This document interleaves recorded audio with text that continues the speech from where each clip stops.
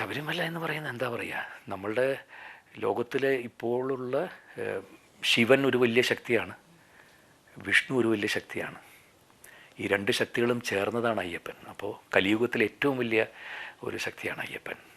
എല്ലാ മകരവിളക്കിൽ കഴിഞ്ഞ കുറേ വർഷമായിട്ട് പോകാനുള്ള ഭാഗ്യം എനിക്ക് ഉണ്ടാവാറുണ്ട്.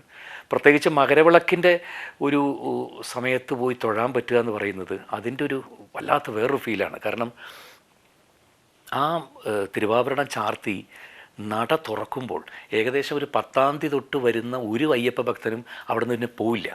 10-ാം തീയതി, 11-ാം തീയതി, 12-ാം തീയതി, 13-ാം തീയതി, 14-ാം തീയതി മുഴുവൻ അവിടെ തമ്പടിച്ച് കിടക്കുകയാണ്. ഇത് മുഴുവൻ പല സംസ്ഥാനങ്ങളിൽ നിന്ന് വരുന്ന അയ്യപ്പ ഭക്തരാണ്. അവരൊക്കെ കോടീശ്വരന്മാരായിട്ടുള്ള ആൾക്കാരുണ്ട്. പക്ഷേ ഒരു സ്ഥലത്ത് അവർ ആ കിടന്ന കിടപ്പിൽ അവിടെ കിടക്കുന്നത് അയ്യപ്പൻ്റെ ഈ ഒരു മകരവിളക്ക് ജ്യോതി തൊഴാൻ വേണ്ടിയിട്ടാണ്. അപ്പോൾ ആ സമയത്ത് അവർ കാത്തിരുന്ന് 6:30 മണിക്ക് തിരുവാഭരണം ചാർത്തി ആ നട തുറക്കുമ്പോൾ ഒരു കൂട്ടമായിട്ടുള്ള സ്വാമിയേ എന്ന് പറഞ്ഞൊരു വിളി, അത് 18 മലകളും ഇങ്ങനെ ചേർന്ന് കേൾക്കുന്ന ശബ്ദം, അത് അവിടെ നിന്ന് നടയിൽ നിന്ന് കേൾക്കുക എന്ന് പറയുന്നത് വല്ലാത്തൊരു ഫീൽ ഉണ്ടാക്കുന്നതാണ്. അപ്പോൾ അതുകൊണ്ട് കഴിഞ്ഞ കുറേ വർഷങ്ങളായിട്ട് ഞാൻ മകരവിളക്കിന് പോകാറുണ്ട്.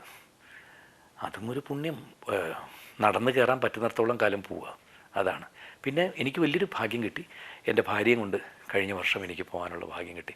അശ്വതിയുടെ ഒരുപാട് കാലത്ത് ആഗ്രഹമായിരുന്നു ശബരിമലയിൽ പോകാനുള്ള ഒരു പ്രായമുണ്ട്. അതിന് വേണ്ടിയിട്ട് വെയിറ്റിംഗ് ആയിരുന്നു. അത് കഴിഞ്ഞ ശേഷം പോയി തൊഴാനുള്ള ഭാഗ്യമുണ്ടായി.